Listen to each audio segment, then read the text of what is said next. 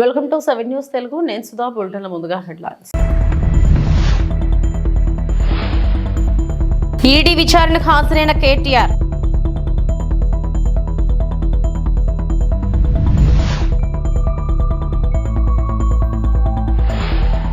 కత్తిదాడి తర్వాత కోలుకున్న సైఫ్ అలీ ఖాన్. ఆరోగ్య వివరాలను వెల్లడించిన డాక్టర్ నితిన్ డాంగే.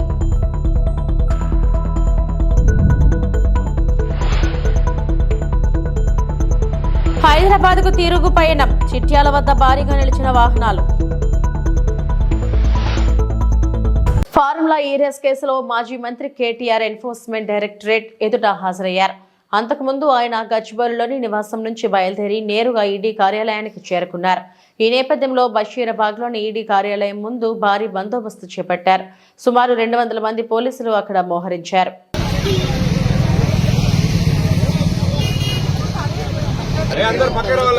మీడియా సోదరులు కూడా కొంచెం లోపలికి రండి. లోపలికి తీసుకుంటా వద్దనట్లేదు. లోపలికి రండి.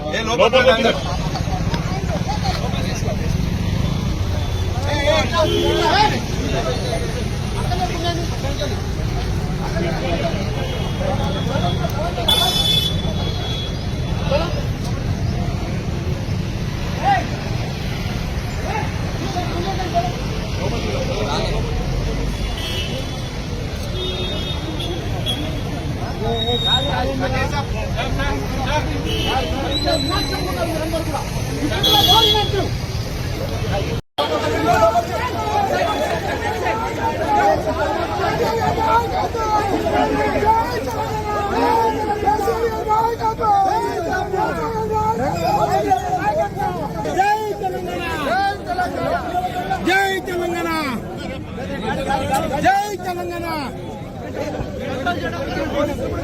కేటీఆర్ గారి నాయకత్వం, కేటీఆర్ గారి నాయకత్వం,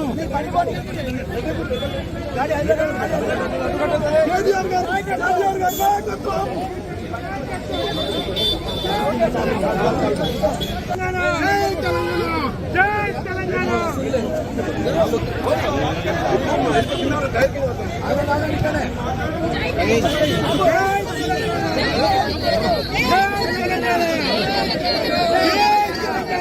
లీలావతి హాస్పిటల్ నుండి డాక్టర్ నితిన్ డాంగే ఒక చొరబాటుదారుడి దాడిలో తీవ్రంగా గాయపడిన సైఫ్ అలీ ఖాన్ ఆరోగ్యంపై నవీకరణను అందించారు. సైఫ్ వెన్నుముక్కకు పెద్ద గాయమైంది. కత్తిని తొలగించడానికి శస్త్రచికిత్స చేయవలసి వచ్చింది.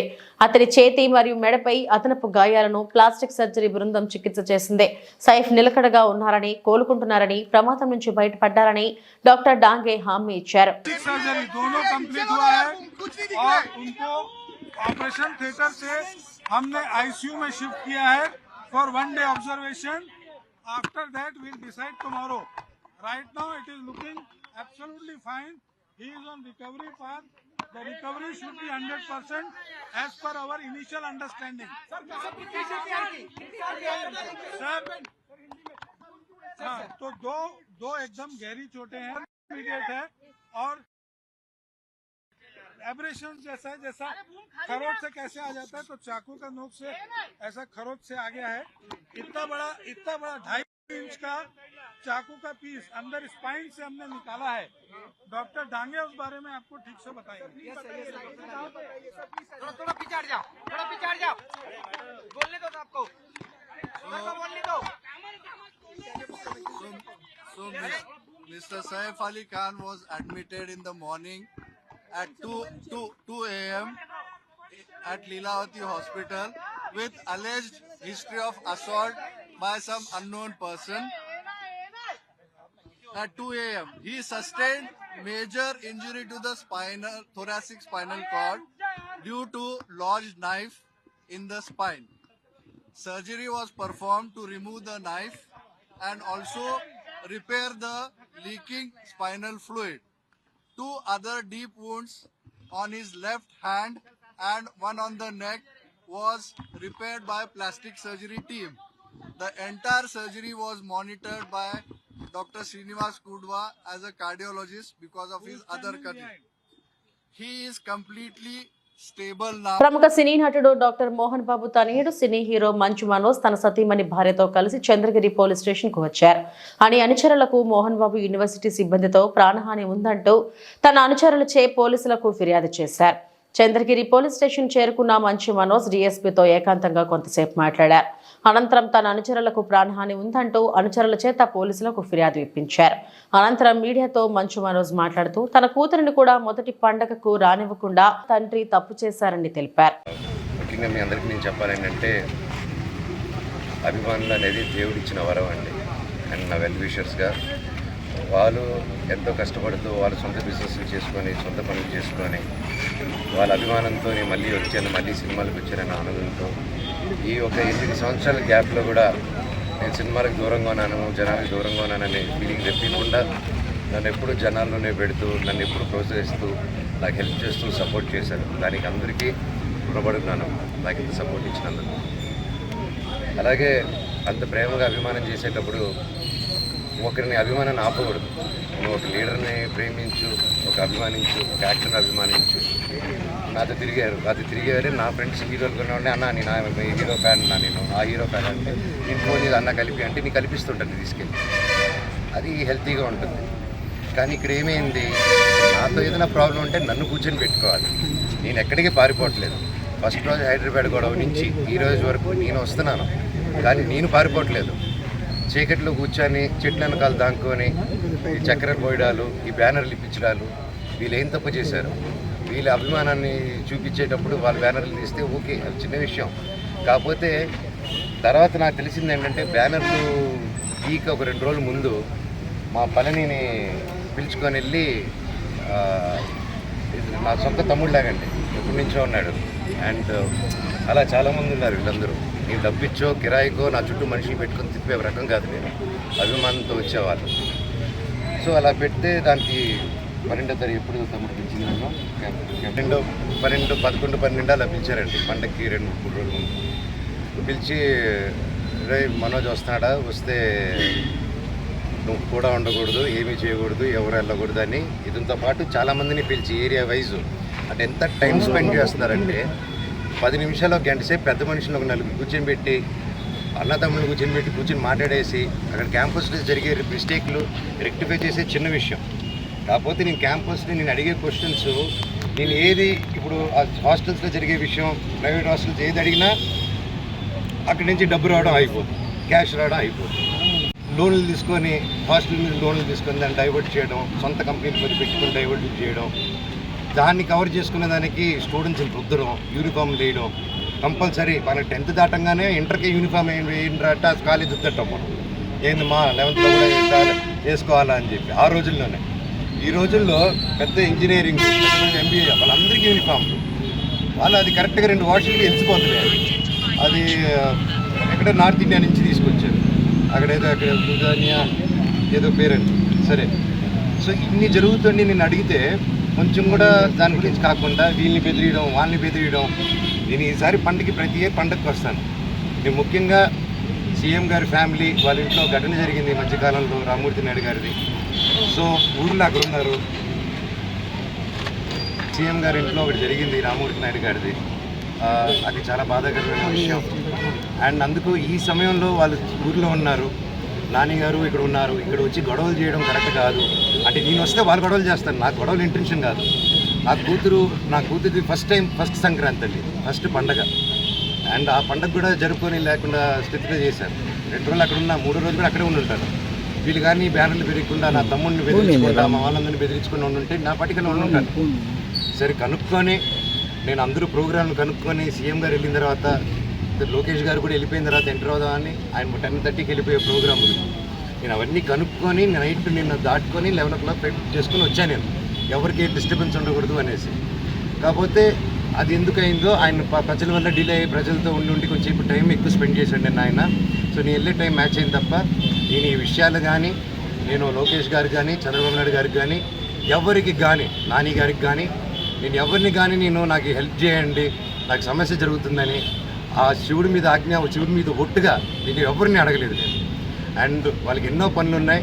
సో వాళ్ళని ఇలాంటి విషయాలతో నేను డిస్టర్బ్ చేయను, నాది ఆ క్యారెక్టర్ కూడా కాదు. సో ఏదేదో అంటున్నారు ప్రెస్లో, వాళ్ళు ఏదో ప్రెస్ నోట్ వదిలేరు. సో అదంతా కరెక్ట్ కాదు. సో మీరు చూసుకోవట్లేదు సార్. నాకు మెయిన్గా ఏంటంటే ఇదే కన్సర్న్. సో అది వాళ్ళ మీద 100 కేసులు నేను వేసుకోమనండి, అది ప్రూవ్ అవ్వాలి కదా. నా దగ్గర సాక్ష్యాలు ఉన్నాయి, వాళ్ళ దగ్గర. చివరికి చెప్పండి, మీరైతే వాళ్ళపైన కంప్లైంట్ చేయలేదు, మీ అభిమానులపైన దాడి చేస్తున్నారు, మీరు కంప్లైంట్ చేస్తారు స్టేషన్కి వచ్చి. కానీ వాళ్ళు మాత్రం మీపైనే స్పెసిఫిక్గా కంప్లైంట్ చేస్తున్నారు. ఎంబీకి సంబంధించి ఇన్ఛార్జ్ రవిచంద్ర కూడా మీపైన కంప్లైంట్ చేస్తారు. అంటే ఇది ఏ విధంగా చూడాలి? మీరు శాంతియుతంగా రవిశేఖర్ గారు SFO అండి, సీనియర్ ఫైనాన్షియల్. సంక్రాంతికి ఊళ్లకు వెళ్లిన ప్రజలు పండుగ సెలవులు ముగియడంతో తిరిగి హైదరాబాద్ బాట పడుతున్నారు. వాహనాలన్నీ మహానగరం వైపు వస్తుండటంతో నగరం నలుమూలలో రద్దీగా మారాయి. నల్గొండ జిల్లా చిట్యాల వద్ద వాహనాలు 2 కిలోమీటర్ల మేర నిలిచిపోయాయి. రద్దీ ఎక్కువ ఉండడంతో వాహనాలు నెమ్మదిగా ముందుకు సాగుతున్నాయి.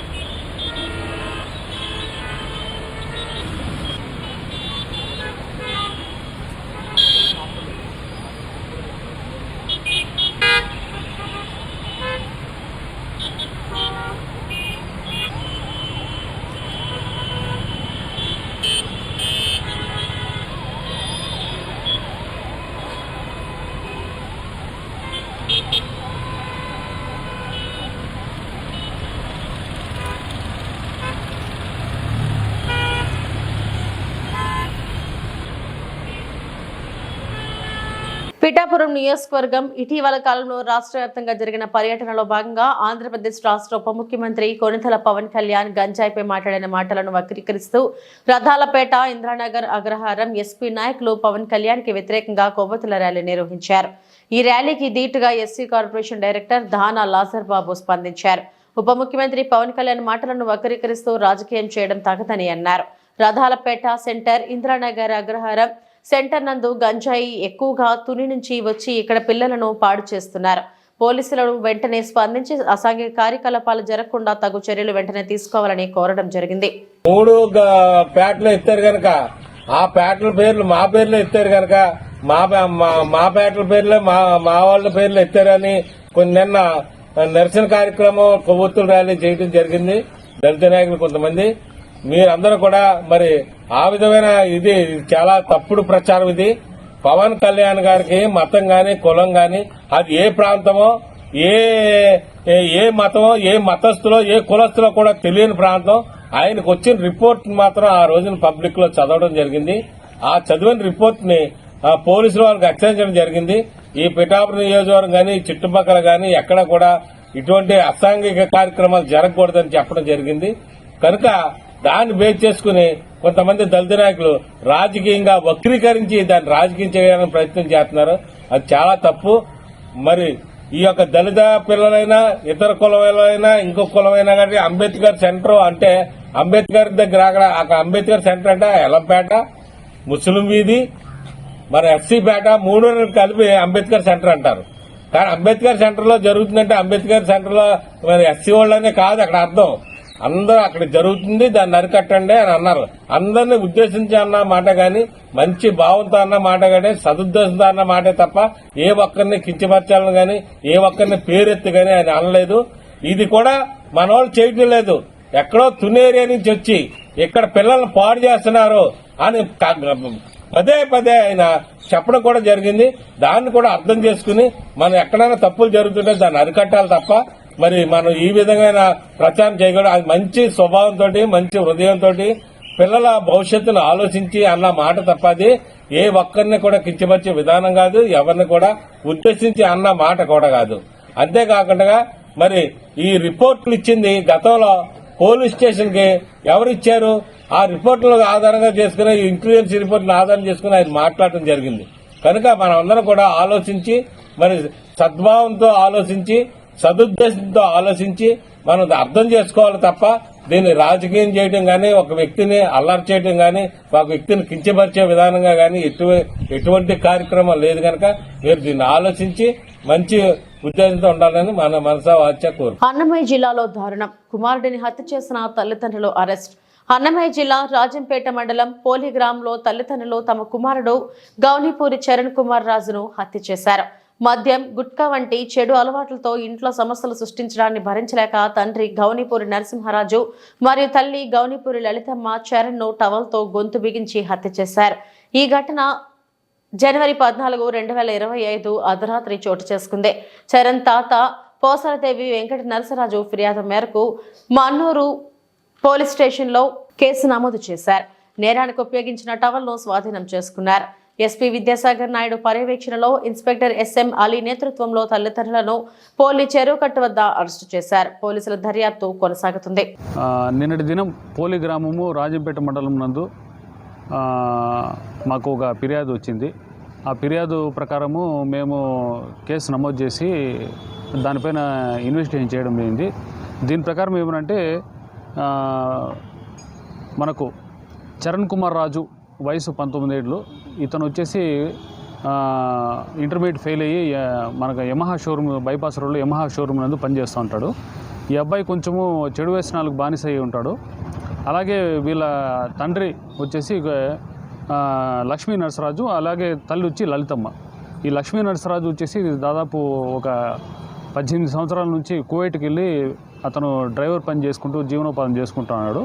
వీళ్ళ మదర్ వచ్చేసి లలితమ్మ అనేటువంటి ఆమె పోలి గ్రామంలో ఉంటుంది. వీళ్ళకు ఒక తమ్ముడు కూడా ఉన్నాడు. అంటే ఎవరైతే చనిపోయినాడో ఆ అబ్బాయి వచ్చేసి ఇంటర్మీడియట్ చదువుతున్నాడు. ఇతను వచ్చేసి చెడు వ్యసనాలకు బానిస ఎక్కువగా. అలాగే వీళ్ళ మదర్ పైన కొంచెం సస్పెక్ట్గా చేస్తున్నాడు. అంటే నువ్వు సరిగా అందరితో మాట్లాడుతున్నావు అట్లా ఇట్లా అని చెప్పేసి అంటే దానికి పరంగా అయ్యి ఇట్లా చెప్పకూడదు నాయనా, ఈ విధంగా ఉండకూడదు అది అంటే అందుని చెప్పేదే అని చెప్పేసి ఇతను వాగ్వాదం చేసుకొని ఇట చేస్తా ఉంటే ఈమె వచ్చేసి వాళ్ళ భర్తకు కోవిట్లో ఉండే అతనికి ఫోన్ చేసి చెప్తుంది, ఈ విధంగా చెప్తాడని చెప్పేసి ఆయన మనకు 12వ తేదీ రాత్రి ఇక్కడ దిగడం జరిగింది. 13వ తేదీ మార్నింగ్ వచ్చేసి ఇక్కడ వాళ్ళతో మాట్లాడడం జరగడం అన్నీ జరుగుతుంది. 13వ తేదీ రాత్రి ఇతను మళ్ళీ తాగి ఇంటికి వస్తాడు చరణ్ కుమార్ రాజు. వారికి వీళ్ళ తల్లిదండ్రులకి ముగ్గురికి వాగ్వాదం జరుగుతుంది. ఆ వాగ్వాదంలో ఇట్లాంటి కొడుకు ఉంటే ఏమి పోతే ఏమని చెప్పేసి కొడుకును ఇంట్లోనే అక్కడ ఉండేటువంటి టర్కీ టవల్ తీసుకునేసి చింపి ఈమె ఎవరైతే లలితం ఉందో తల్లి చేతులు కాళ్ళు కట్టేస్తుంది. అతను తండ్రి వచ్చేసి టవల్ తీసుకునేసి గొంతు బిగించి చంపేశాడు. ఈ కేసులో దర్యాప్తులో భాగంగా మాకు పిఎం రిపోర్ట్లో భాగంగా అలాగే దర్యాప్తులో భాగంగా మేము వెంటనే మా సిబ్బంది మేము దర్యాప్తు చేసి వాళ్ళని ఈరోజు మధ్యాహ్నం మనకు పోలి కట్ట వద్ద ఉంటే వాళ్ళని అరెస్ట్ చేయడం జరిగింది. అలాగే నేరానికి ఉపయోగించేటువంటి టవల్ను కూడా సీజ్ చేయడం జరిగింది. వీరు ఇరువురిని అరెస్ట్ చేసి ఇప్పుడు ప్రజెంట్ హాస్పిటల్ పంపించి రేపు రిమాండ్ పంపడం జరుగుతుంది. Thank you. అనకాపల్లి జిల్లా ఎస్రాయవరం మండలం రేవ్ పోలవరం తీరంలో ఇద్దరు మృతి చెందిన సంఘటన పండుగలో విషాదం నెలకొంది. దీనికి సంబంధించిన వివరాలు ఇలా ఉన్నాయి. ఒక బాలుడు అలల్లో మునిగిపోవడంతో వారికి బాహవరుస అయిన మరో యువకుడు కాపాడే ప్రయత్నం చేసిన యువకుడు గల్లంతయ్యాడు. ఆ బాలుడు మృతదేహం రేవ్ పోలవరం తీరంలో లభ్యం కాగా మరో మృతదేహం నక్కపల్లి మండలం తీర్నాల తీరం వద్ద లభ్యమైంది. ఈ సందర్భంగా నక్కపల్లి అడ్డు road circle inspector laddu Ramakrishna మీడియాతో మాట్లాడుతూ కనుమ పండుగ సందర్భంగా పర్యాటకం కేంద్రం రేవుపాలెం తీర ప్రాంతానికి జనం అధిక సంఖ్యలో తరలి వెళ్లారన్నారు. దీనిలో భాగంగా కాకినాడ జిల్లా తుని మండలం లోవగొత్తూరు గ్రామానికి చెందిన కొన్ని కుటుంబాల నుండి సుమారు 30 మంది సరదాగా రేవ్ పోలవరం తీరానికి వెళ్లారని, వారిలో సముద్రంలో స్నానానికి దిగిన పనసబోయిన సాత్విక్ అలల ఉధృతికి లోపలికి కొట్టుకుని పోతుండగా తనని రక్షించేందుకు కాకర మణికంఠ వెళ్లి అలల ఉధృతికి లోపలికి వెళ్లిపోయినట్లు తెలిపారు. కొద్దిసేపటికి సాత్విక్ అలల మధ్య కనిపించగా స్థానిక మత్స్యకార యువకులు బయటకు తీసి ప్రాణాలు కాపాడేందుకు శతవిధాలా ప్రయత్నించారు. పండుగ పూట ఆనందంగా గడిపేందుకు వచ్చిన కుటుంబంలో ఇద్దరిని కోల్పోవడంతో కన్న తల్లిదండ్రులు కన్నీరు మున్నీరుగా విలపిస్తున్నారని తెలియజేశారు.